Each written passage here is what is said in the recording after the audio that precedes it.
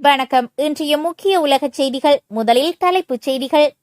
தீவிரமடையும் மத்திய கிழக்கின் போர் சூழல், ஆதரவை அறிவித்த வடகொரியா.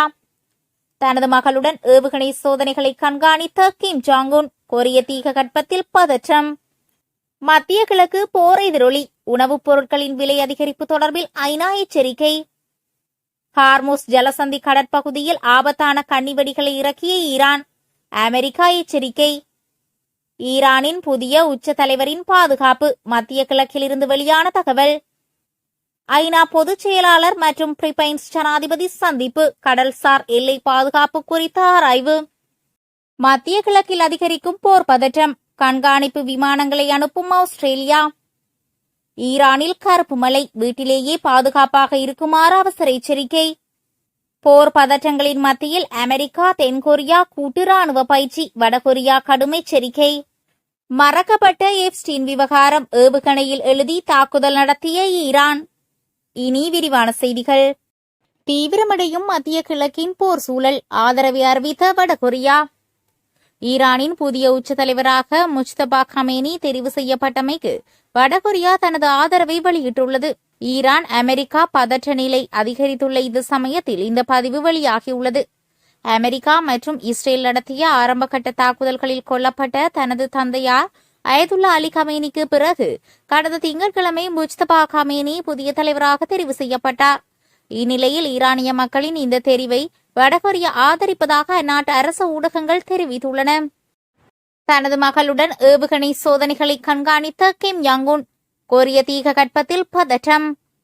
வடகொரிய தலைவர் கிம் ஜாங் உன் மற்றும் அவரது மகள் போர்க்கப்பலில் இருந்து ஏவப்பட்ட மூலோபாய குரூஸ் ஏவுகணை சோதனைகளை கண்காணித்ததாக சர்வதேச ஊடகங்கள் தகவல் வெளியிட்டுள்ளன. அமெரிக்கா மற்றும் தென்கொரியா ராணுவ பயிற்சிகளுக்கு பதிலடி கொடுப்போம் என்று வடகொரியா எச்சரிக்கை விடுத்துள்ள சூழலில் இந்த தகவல் வெளியாகியுள்ளது. கொரியன் சென்ட்ரல் நியூஸ் ஏஜென்சி வெளியிட்ட படங்களில் ஒரு மாநாட்டு அறையில் அமர்ந்திருக்கும் இருவரும் ஒரு திரையில் சோய் காயோன் என்ற போர்க்கப்பலில் இருந்து ஆயுதங்கள் ஏவப்படும் காட்சிகளை பார்ப்பது காட்டப்பட்டுள்ளது. செவ்வாய்க்கிழமை காணொலி மூலம் ஏவுகணை ஏவுதலை கவனித்த கிம் ஜாங் உன், வலுவான மற்றும் நம்பகமான அணு போர்த்தடுப்பு திறனை தொடர்ந்து பராமரிக்க வேண்டியது அவசியம் என்று வலியுறுத்தியதாக KCNA தெரிவித்துள்ளது. அந்த செய்தியில் அவரது மகளின் பெயர் குறிப்பிடப்படவில்லை. சுமார் 13 வயதாகும் அவரது மகள் கிம் சு ஏ 2022 இறுதியில் இருந்து ராணுவ அணிவகுப்புகள் மற்றும் ஆயுத சோதனைகள் உள்ளிட்ட பல முக்கிய நிகழ்வுகளில் தந்தையுடன் தோன்றி வருகிறார். கடந்த மாதம் தென்கொரியாவின் உளவு அமைப்பு கிம் ஜாங் உன் தனது வாரிசாக அவரை அறிவிக்க நெருக்கமாக உள்ளதாக மதிப்பிட்டிருந்தது. மத்திய கிழக்கு போர் எதிரொலி, உணவுப் பொருட்களின் விலை அதிகரிப்பு தொடர்பில் ஐநா எச்சரிக்கை. மத்திய கிழக்கு நாடுகளில் நிலவி வரும் போரினால் ஹார்முஸ் நீரிணை மூடப்படுவதால் உணவுப் பொருட்களின் செலவுகள் அதிகரிக்கக்கூடும் என்றும் அது வாழ்க்கை செலவுக்கான அழுத்தங்களை அதிகரிக்கும் என்றும் ஐக்கிய நாடுகளின் வர்த்தக மற்றும் அபிவிருத்தி அமைப்பு தெரிவித்துள்ளது. ஈரான் மீதான அமெரிக்க இஸ்ரேலிய தாக்குதல்கள் மற்றும் தெஹ்ரானின் பழிவாங்கும் தாக்குதல்களை தொடர்ந்து ராணுவ அதிகரிப்பு உலகின் மிக முக்கியமான கடல்சார் நெருக்கடிகளில் ஒன்றான ஹார்முஸ் வழியாக கப்பல் போக்குவரத்தை ஏற்கனவே சீர்குலைத்துள்ளது என்று ஐநா வர்த்தக மற்றும் மேம்பாட்டு மாநாட்டின் அறிக்கை தெரிவித்துள்ளது. அமெரிக்கா இஸ்ரேல் ஈரான் போர் காரணமாக எரிசக்தி, உரம், போக்குவரத்து செலவுகள் ஆகியவற்றுக்கான செலவுகள் அதிகரிப்பதால் உணவுப் பொருட்களின் விலை அதிகரிக்கும். இது உலகளாவிய விநியோக சங்கிலிகளை பாதிக்கின்றன. இது அழுத்தத்தை கொடுக்கும் என எச்சரிக்கப்பட்டுள்ளது. உலகளாவிய ரீதியிலான மசகு எண்ணெயில் 38%, LPG வாயுவில் 29%, திரவமாக்கப்பட்ட இயற்கை எரிவாயுவில் 19% ஹார்முஸ் நீரிணை ஊடாகவே கொண்டு செல்லப்படுகிறது. இந்த நீரிணை ஊடாக அனுப்பப்படும் தயாரிப்புகளில் 84%மானவை ஆசிய நாடுகளையே சென்றடைகின்றன. எனவே இதன் தாக்கம் ஆசிய நாடுகளில் அதிகம் உணரப்படும் எனவும் சுட்டிக்காட்டப்பட்டுள்ளது. ஹார்முஸ் ஜலசந்தி கடல் பகுதியில் ஆபத்தான கன்னிவெடிகளை இறக்கிய ஈரான், அமெரிக்கா எச்சரிக்கை. உலகின் மிக முக்கியமான எரிசக்தி மையங்களில் ஒன்றான ஹார்முஸ் ஜலசந்தி கடல் பகுதியில் ஈரான் ஆபத்தான கன்னிவெடியை வைத்துள்ளமையால் அமெரிக்கா பெரிய பொருளாதார நெருக்கடியை சந்திக்கும் என்று எச்சரிக்கப்பட்டுள்ளது. அமெரிக்கா உள்ளிட்ட மேலை நாடுகள் பெட்ரோல், டீசல், கேஸ் உள்ளிட்டவற்றிற்கு வளைகுடா நாடுகளை நம்பியுள்ள நிலையில் ஹார்முஸ் நீரிணையை தாண்டிய இடத்தில் ஈரான் கன்னிவெடிகளை வைத்துள்ளதாக வெளிநாட்டு ஊடகங்கள் தெரிவிக்கின்றன. எனவே ஈரான் இதுவரை இல்லாத அளவில் கன்னிவெடிகளை ஹார்முஸ் நீரிணையில் வைத்திருக்கிறது. இது தவிர ஈரானிடம் 2000 முதல் 6000 வரை நவீன ரக கன்னிவெடிகள் இருக்கலாம்.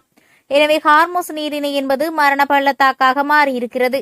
ஒரு சொட்டு கச்சா எண்ணெயை கூட இந்த வழியாக வெளியில் செல்ல அனுமதிக்க மாட்டோம் என்று ஈரான் எச்சரிக்கை விடுத்துள்ளதாகவும் கூறியுள்ளது.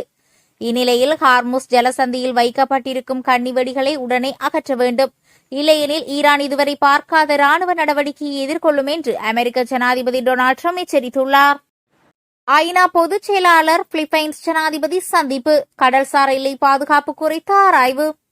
ஐக்கிய நாடுகள் சபையின் பொதுச் செயலாளர் அன்டோனியோ குட்டரேஸ் மற்றும் பிலிப்பைன்ஸ் குடியரசின் ஜனாதிபதி பெர்டினாண்ட் ரொமுவால்டஸ் மார்கோஸ் ஆகியோர் நியூயார்க்கில் சந்தித்து முக்கிய பேச்சுவார்த்தைகளை நடத்தினர். இந்த சந்திப்பின் போது பிலிப்பைன்ஸ் மற்றும் ஐக்கிய நாடுகள் சபைக்கு இடையிலான ஒத்துழைப்பை மேலும் வலுப்படுத்துவது குறித்து இரு தலைவர்களும் ஆலோசித்தனர். குறிப்பாக தென்கிழக்காசிய பிராந்தியத்தில் நிலவும் அமைதி மற்றும் பாதுகாப்பு சவால்கள், சர்வதேச சட்டங்களின் அடிப்படையில் கடல்சார் எல்லைகளை பாதுகாப்பதன் அவசியம் குறித்து இதன்போது விரிவாக ஆராயப்பட்டது. பிலிப்பைன்ஸ் எடுத்து வரும் அமைதி முயற்சிகளுக்கு ஐநா தனது முழு ஆதரவை வழங்குவதாக பொதுச் செயலாளர் உறுதியளித்தார். மேலும் காலநிலை மாற்றத்தினால் அதிகம் பாதிக்கப்படக்கூடிய நாடுகளில் ஒன்றாக பிலிப்பைன்ஸ் இருப்பதால் காலநிலை நீதியை நிலைநாட்டுவது மற்றும் பசுமை எரிசக்தி திட்டங்களுக்கு சர்வதேச நிதியுதவிகளை பெறுவது குறித்து ஜனாதிபதி மார்கோஸ் வலியுறுத்தினார். ஈரானின் புதிய உச்ச தலைவரின் பாதுகாப்பு. மத்திய கிழக்கிலிருந்து வெளியான தகவல். ஈரானின் புதிய உச்ச தலைவர் முஸ்தபா கமேனி காயமடைந்ததாக வெளியான தகவல்களுக்கு மத்தியில் அவர் பாதுகாப்பாக இருக்கிறார் என்று ஈரான் ஜனாதிபதி மசூத் பெசேஷ்கியன் மகன் தெரிவித்துள்ளார். ஜூசப் பெசேஷ்கியன் சமூக ஊடகம் ஒன்றில் வெளியிட்ட பதிவில் உச்ச தலைவர் காயமடைந்ததாக சில தகவல்களை நாம் கேட்டதாக கூறியுள்ளார். இதுகுறித்து தொடர்புடையவர்களுடன் இணைப்பில் உள்ள சில நண்பர்களிடமும் நான் கேட்டேன். அவர்கள் இறைவனின் அருளால் அவர் பாதுகாப்பாக உள்ளார், எந்த பிரச்சனையும் இல்லை என்று தெரிவித்தார். இதற்கு முன்பு முஸ்தபா கமேனி உச்ச தலைவராக நியமிக்கப்பட்டதிலிருந்து இதுவரை எந்த அதிகாரப்பூர்வமான அறிக்கையையும் வெளியிடவில்லை என்றும் பொதுமக்கள் முன்னிலும் தோன்றவில்லை என்றும் தகவல்கள் வெளியாகியிருந்தன. மத்திய கிழக்கில் அதிகரிக்கும் போர் பதற்றம், கண்காணிப்பு விமானங்களை அனுப்பும் ஆஸ்திரேலியா. மத்திய கிழக்கு பிராந்தியத்தில் நிலவும் போர் பதற்றங்களுக்கு மத்தியில் வளைகுடா நாடுகளின் பாதுகாப்பை வலுப்படுத்த ஆஸ்திரேலியா முக்கிய முடிவை எடுத்துள்ளது. ஐக்கிய அரபு அமீரகத்திற்கு தேவையான ஏவுகணைகளை வழங்கவும் வளைகுடா பிராந்தியத்தில் கண்காணிப்பு பணிகளுக்காக ஒரு கண்காணிப்பு விமானத்தை அனுப்ப உள்ளதாக ஆஸ்திரேலிய அரசாங்கம் ஒப்புதல் அளித்துள்ளது. மத்திய கிழக்கில் ஈரானை சுற்றியுள்ள போர் சூழல் தீவிரமடைந்துள்ள நிலையில் பிராந்திய பாதுகாப்பை உறுதிப்படுத்தவும் நட்பு நாடுகளுக்கு ஆதரவளிக்கவும் இந்த நடவடிக்கையை மேற்கொள்வதாக ஆஸ்திரேலிய பிரதமர் அந்தோனி அல்பானிஸ் தெரிவித்துள்ளார். இந்த ஏவுகணை உதவி மற்றும் கண்காணிப்பு பணிகள் வளைகுடா பிராந்தியத்தில் கடல்சார் மற்றும் வான்வழி பாதுகாப்பை மேம்படுத்த உதவும் என எதிர்பார்க்கப்படுகிறது. முன்னதாக மத்திய கிழக்கில் அதிகரித்து வரும் மோதல்கள் உலகளாவிய வர்த்தகம் மற்றும் எரிசக்தி விநியோகத்தை பாதிக்கும் என்ற கவலைகள் எழுந்த நிலையில் ஆஸ்திரேலியாவின் இந்த ஆதரவு முக்கியத்துவத்தை பெறுகிறது. ஏவுகணைகள் மற்றும் கண்காணிப்பு வசதிகள் மூலம் இப்பகுதியின் பாதுகாப்பில் ஆஸ்திரேலியா தனது பங்கை ஆற்றுவது இப்பிராந்தியத்தில் நிலவும் நிச்சயமற்ற சூழலை எதிர்கொள்ள உதவும் ஒரு ராஜதந்திர மற்றும் ராணுவ நடவடிக்கையாக கருதப்படுகிறது. ஈரானில் கருப்பு மழை, வீட்டிலேயே பாதுகாப்பாக இருக்குமாறு அவசர எச்சரிக்கை. ஈரானில் கருப்பு மழை பெய்துள்ளமையால் பொதுமக்கள் வெளியே செல்ல வேண்டாம் என்றும் வீட்டிலேயே பாதுகாப்பாக இருக்குமாறும் உலக சுகாதார அமைப்பு அறிவுறுத்தியுள்ளது. ஈரான் மீது அமெரிக்காவும் இஸ்ரேலும் கூட்டாக இணைந்து வான்வழி தாக்குதல்களை நடத்தி வரும் நிலையில் ஈரானில் எண்ணெய் சுத்திகரிப்பு ஆலை மீது நடத்தப்பட்ட தாக்குதலால் கரும்புகை வான்வரை பரவி வருகிறது. இந்நிலையில் கரும்புகையும் அமிலமழையும் சேர்த்து பெய்வதால் சுவாச கோளாறுகள் பல பாதிப்புகள் ஏற்படக்கூடும் என அந்நாட்டில் செயற்பட்டு வரும் உலக சுகாதார அமைப்பு பொதுமக்களுக்கு எச்சரிக்கை விடுத்துள்ளது. எனவே பொதுமக்கள் வெளியே செல்ல வேண்டாம் என்றும் வீட்டிலேயே பாதுகாப்பாக இருக்கும்படியும் அறிவுறுத்தியுள்ளது.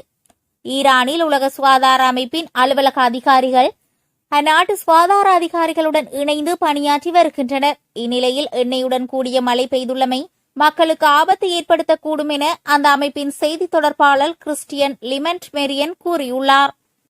போர் பதற்றங்களின் மத்தியில் அமெரிக்கா மற்றும் தென்கொரியா கூட்டு ராணுவ பயிற்சி, வடகொரியா கடும் எச்சரிக்கை. அமெரிக்கா மற்றும் தென்கொரியா இணைந்து மேற்கொண்டு வரும் வருடாந்திர ஃப்ரீடம் ஷீல்ட் கூட்டு ராணுவ பயிற்சிகளுக்கு வடகொரியா கடும் எதிர்ப்பு தெரிவித்துள்ளது. கிழக்காசியாவின் ஸ்திரத்தன்மையை இந்த ராணுவ பயிற்சிகள் சீர்குலைப்பதாக குற்றம் சாட்டியுள்ள வடகொரிய தலைவர் கிம் ஜாங் உன்னின் சகோதரியும் அந்நாட்டின் முக்கிய அதிகாரியுமான கிம் ஜோ ஜோங் இது எண்ணி பார்க்க முடியாத மோசமான விளைவுகளை ஏற்படுத்தும் என்று எச்சரித்துள்ளார். சுமார் 18,000 அமெரிக்க மற்றும் தென்கொரிய ராணுவ வீரர்களின் பங்கேற்புடன் 10 நாட்கள் நடைபெறும் இந்த பயிற்சிகள் தற்காப்பு நோக்கத்திற்காக மேற்கொள்ளப்படுவதாக வாஷிங்டனும் சியோலும் அறிவித்துள்ள போதிலும் அதை ஏற்க வடகொரியா மறுத்துள்ளது. இந்த ராணுவ பயிற்சிகள் உண்மையில் தற்காப்பு பயிற்சியாக அல்லாமல் போருக்கான ஒத்திகையாகவே பார்க்கப்படுவதாக கிம் ஜோ ஜோங் விமர்சித்துள்ளார். தற்போதைய உலகளாவிய புவிசார் அரசியல் நெருக்கடிகள் மற்றும் ஈரான் இஸ்ரேல் போர் சூழலில் இதுபோன்ற பெரிய அளவிலான ராணுவ நகர்வுகள் பதற்றத்தை மேலும் அதிகரிப்பதாக அவர் கூறியுள்ளார். மறக்கப்பட்ட எப்ஸ்டீன் விவகாரம் ஏவுகணையில் எழுதி தாக்குதல் நடத்திய ஈரான். ஈரானிய புரட்சிகர காவல்படை நேற்று நடத்திய ஏவுகணை தாக்குதலின் போது ஒரு ஏவுகணையின் முன்பகுதியில் எப்ஸ்டீன் தீவில் பாதிக்கப்பட்டவர்களின் நினைவாக என்ற வாசகம் எழுதப்பட்ட புகைப்படம் ஈரானிய ஊடகங்களில் வெளியாகியுள்ளது. அமெரிக்காவின் முக்கிய புள்ளிகள் சம்பந்தப்பட்ட சர்ச்சைக்குரிய எப்ஸ்டீன் தீவு விவகாரத்தை குறிப்பிட்டு அதனோடு தொடர்புடைய உலக குற்றவாளிகளின் மேற்கத்திய நாடுகளுக்கு எதிரான ஒரு வகையான உளவியல் ரீதியான செய்தியாக இந்த வாசகம் ஏவுகணையில் எழுதப்பட்டுள்ளதாக தெரிவிக்கப்பட்டுள்ளது. ஜெஃப்ரி எப்ஸ்டீன் அமெரிக்க விர்ஜின் தீவுகளில் உள்ள ஒரு தீவுடன் தொடர்புடைய பாலியல் குற்றவாளி என்று தீர்ப்பளிக்கப்பட்டவர். குறிப்பாக வெடிமருந்துகளில் அரசியல் அல்லது குறியீட்டு செய்திகளை எழுதுவது என்பது உலகளவில் பல்வேறு ராணுவ மற்றும் துணை ராணுவ குழுக்களால் தங்கள் எதிரிகளுக்கு ஒரு செய்தியை அனுப்ப பயன்படுத்தப்படும் ஒரு பொதுவான நடைமுறையாகும். இக்குறிப்பிட்ட வழக்கில் இந்த எழுத்து உளவியல் அல்லது தகவல் போரின் ஒரு வடிவமாக தோன்றுவதாக குறிப்பிடப்பட்டுள்ளது. இதேவேளை ஈரானிய பேராசிரியர் ஃபுவாட் இசாதி சமீபத்திய நேர்காணல் ஒன்றில் இஸ்ரேலிய மற்றும் அமெரிக்க தலைமைகள் எப்ஸ்டீன் வர்க்கம் என சாடியிருந்த பின்னணியில் இந்த புகைப்படம் முக்கியத்துவம் பெறுகின்றமை குறிப்பிடத்தக்கது.